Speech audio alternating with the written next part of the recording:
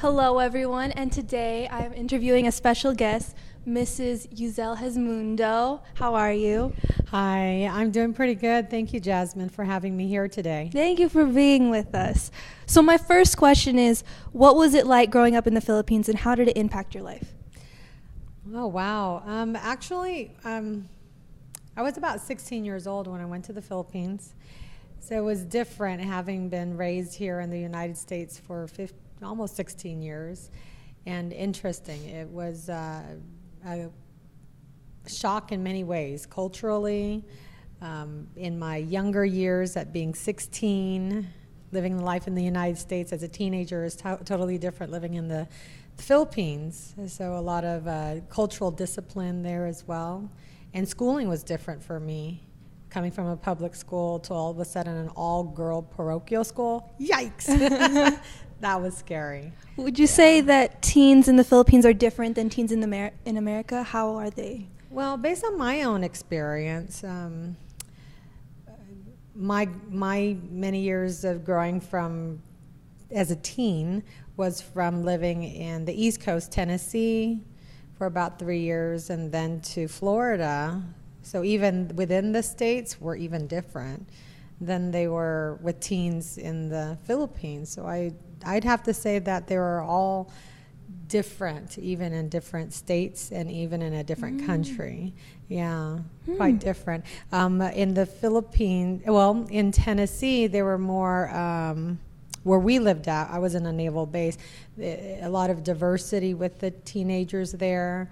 While when I lived in Florida, I lived close by the beach in Jacksonville, so a lot of folks that were laid back, more wanting to go out to the beach type atmosphere. While living in the Philippines, it was the teenagers that I hung out with anyway were more of study, and the good times were not like let's go out with friends and party. It was like let's go out and have some ice cream and some palabok, which is like noodles, and that was how I grew up with teenagers. So it was different. So I understand you did some modeling in the Philippines. How was that, doing that in a different country, and was it scary since you were born and raised in the U.S. and then you had to go to a different country, and it must have been very different? Was it scary at all? Well, I modeled here in the States and also in the Philippines. So in the States, it was different because I was just growing into the industry. I went to schooling for modeling, and then at that age, I was about 14 years old, 14, 15, and 16, and then I started getting paid at 15. Modeling at the malls for certain stores, and that's what I did. And headshot modeling, it was different. It would seem more,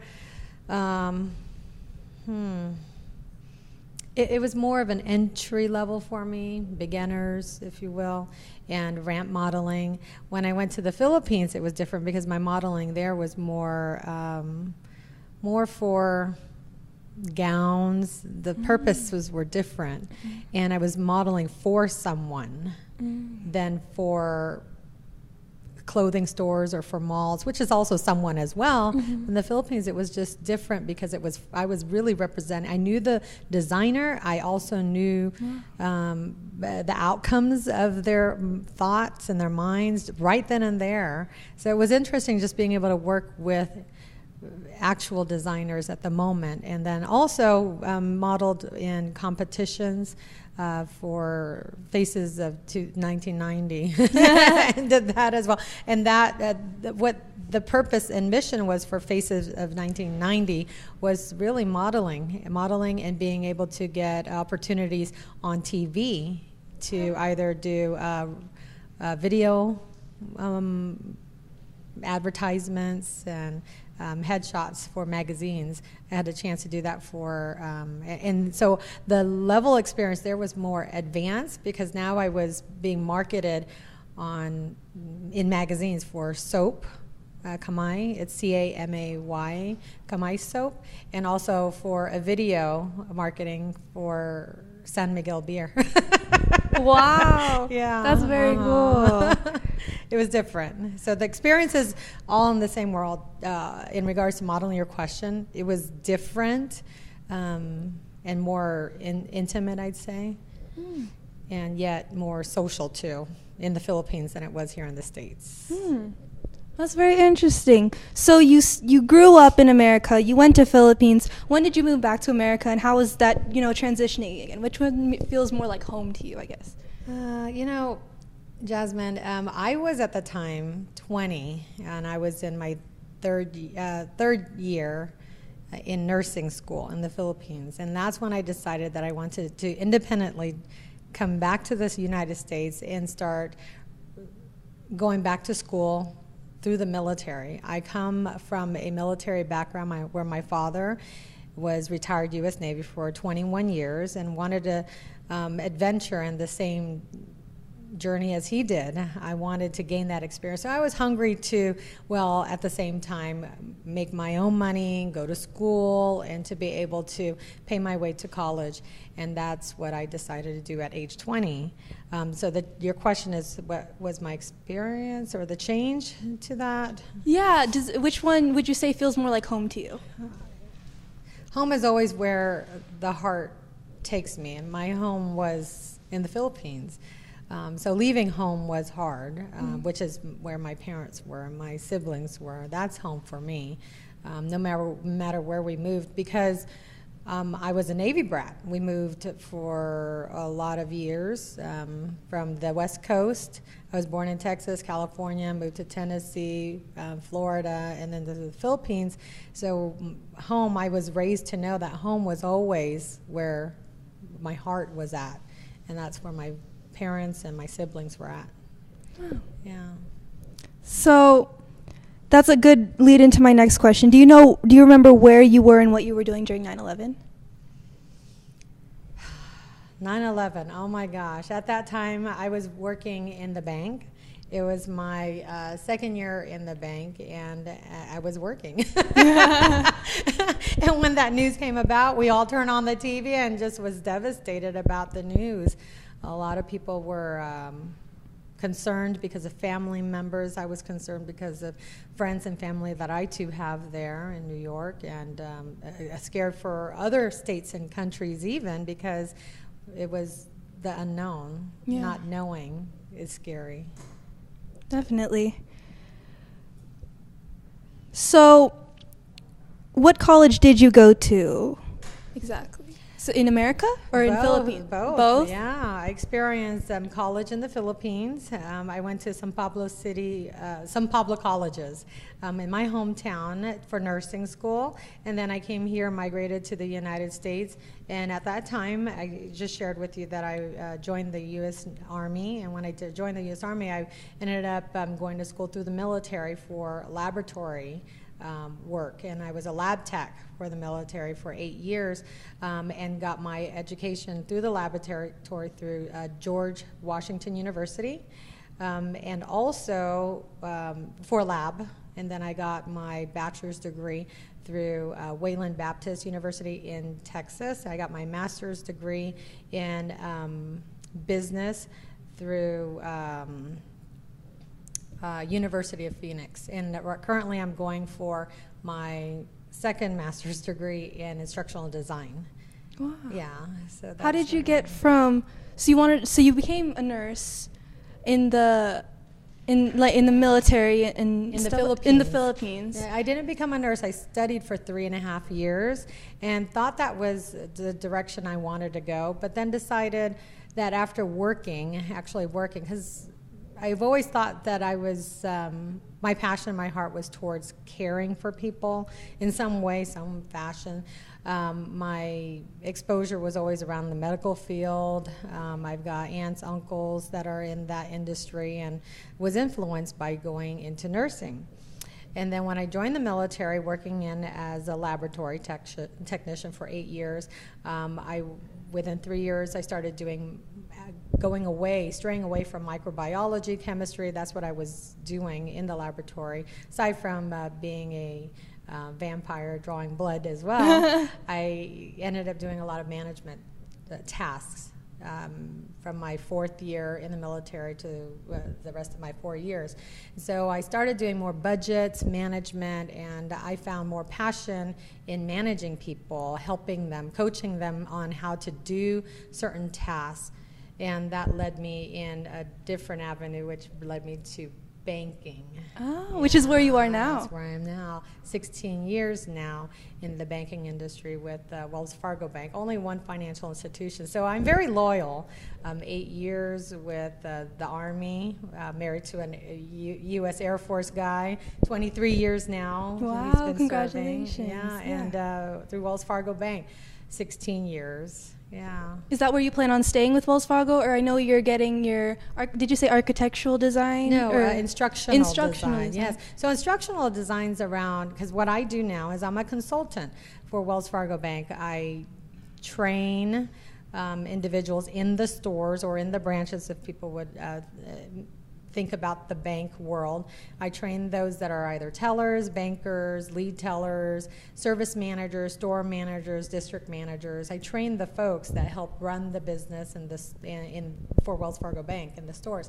That's what I do. So aside from training, I consult. So if they need anything, additional help, so I'm out there to help them as a resource. I'm helping them in ways such as finding out what might be wrong, or helping enhance anything that they may need, or maybe a district manager might have who's in charge of, say, 10 branches, might have inquiries about their market, how their market is going, and what are their opportunities. So I come in to help with any insight. It's very cool. So what are your thoughts on technology? Do you use it on a day-to-day basis and with your job and everything? Must. Must. Must, yes, but it doesn't. I use technology as a tool. It's a must as a tool for a lifestyle enhancement in doing what I do. Everything else is really just observation. In observation and using guides and the tools such as you were referring to, technology, to help me help others through via email, because I support the state of Arizona and other 5 states in regards to training or either consulting. So it's difficult if I don't have technology. So I definitely need to have technology. I remember one time when I first started in the learning and development side, that's where I am now, is I used to travel just to go to New Mexico, to go to Washington. We used to travel. Nowadays with technology, I can deliver a message to anyone in groups just by being on the internet, by being in front of a computer and being over a headset and microphone. Whereas in 2010, I had to travel, be away from family. So it's amazing how technology has been a great tool in what I do and saving a lot of money for the company. Definitely, yeah. So what is the biggest challenge you faced and how did you overcome it? The biggest challenge I faced was, I'd have to say, choices in career direction, trying to find myself. I'd say that I was always headstrong, that I was always going to join the military. And at the same token, my heart was being in the medical field. I was going and leading towards becoming a nurse anesthetist. My aunt was an anesthesiologist, so, and my other uncles were as well. That was the direction I was heading towards. So the biggest challenge was having to find myself and to find my brand. I didn't know what my brand was except what I already knew. I was going to go in the nursing field. I was going to be an anesthetist. So the challenge was, and still is, trying to figure out how I want to be growing up. And I still find that that's always a challenge, although I feel more confident today in the direction and choices I've made. So I've overcome those challenges through really finding more about myself and not worrying about what others want me to be or influences of others' career path, but finding my own direction. And the direction I'm at has gotten me to coaching, led me to coaching, managing, and I do more coaching and consulting. And that's the biggest challenge, is to find myself. So when you ask me how did I overcome them, It is really doing assessments, really asking other people, what is my strongest points in what you like about what I do that's productive and has good results? Finding those from other people helped me understand about me. So I'd say feedback helped me overcome the challenges of, I don't know what I want to do when I grow up. I don't know what I want to do. I've always been told that, based on studies and research, about minimum of changes that will occur in a career path for one individual in their lifetime is 3. So I've had 3 changes in my life. Wow. Yeah, 3 changes in my life, thinking about going into nursing, to the lab field, and then where I'm at now in banking, when I was first as a bank manager and then going into consulting. So that's really about 4 different major career paths that I've made, and they say a minimum of 3. So when I hear people say, well, I don't know what I want to do, or I do know what I want to do, but then it starts to change for some people, and it becomes more stronger because you get to know more about yourself, you get to know more about what's around you, your industry and your likes. But it's finding your brand that's a challenge, and I think that still is a challenge sometimes. But if you love what you do, then it's not work at all, right? Would you say, for me. That's a great lead into my last question. So, being the well-rounded person you are, is that kind of where you were going with, what is your favorite quote and what advice do you have for the youth of today? That is definitely part of a quote that I would say, but follow your heart. Follow what you know that you incline to do and like to do and then love to do. And if you do find that love and that passion, find ways to add skill, find ways to add more knowledge to build upon something that you're really going to be passionate about. Because once you do find something that you really love to do, man, it's just amazing. And I've been doing that now in my role for 9 years, and I love doing what I do. And I don't get tired of it because of that reason. So my message to everyone is get feedback. Feedback such as, like, what do I do well? What do I do without thinking really hard? And then from there, add skills, take classes, go and interview other people, possibly do some job shadowing of some sort. That's definitely what I would recommend. That's a great answer. Thank you for being with us today. Thank you for having me. Appreciate it.